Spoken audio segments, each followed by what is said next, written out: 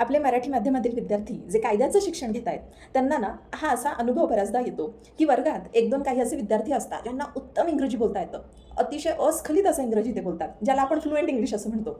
आणि मग ह्या विद्यार्थ्यांना बघून आपल्या मुलांच्या मनात काय प्रश्न पडतो की अरे बापरे, आपण खूप मागे राहिलो की काय, आणि आपल्याला काहीच येत नाही. म्हणून हे मुलं काय करतात की इंग्लिश स्पीकिंग क्लासेसच्या शोधात जातात आणि बरेचसे विद्यार्थी असे क्लासेस जॉईनसुद्धा करतात. आता हे इंग्लिश स्पीकिंगचे क्लासेस जॉईन करून सुद्धा यांना जो अपेक्षित बदल हवा असतो तो काही घडत नाही.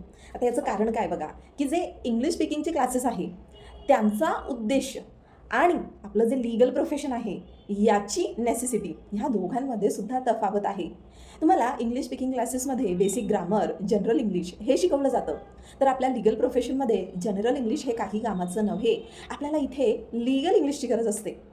आणि हीच दरी जी आहे ही भरून काढण्यासाठी आपण प्रथमच लीगल इंग्लिश सर्टिफिकेट कोर्स हा डिझाईन केलेला आहे. आणि हा कोर्स खास माझ्या मराठी बांधवांसाठी आहे. कारण वकिली फक्त कायदे तोंडपाठ करून जी आहे ती यशस्वीरित्या करता येत नाही.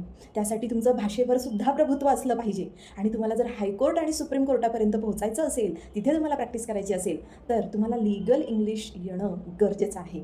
तर तुम्हाला जर ह्या कोर्ससाठी एनरोल करायचं असेल तर दिलेल्या नंबरवर तुम्ही संपर्क करा. आणि पुन्हा मी एकदा सांगते, माझ्या मराठी बांधवांसाठी हा कोर्स असल्याकारणानं फी अतिशय कमी आहे. फक्त 1000 रुपयात तुम्हाला हा कोर्स मिळणार आहे.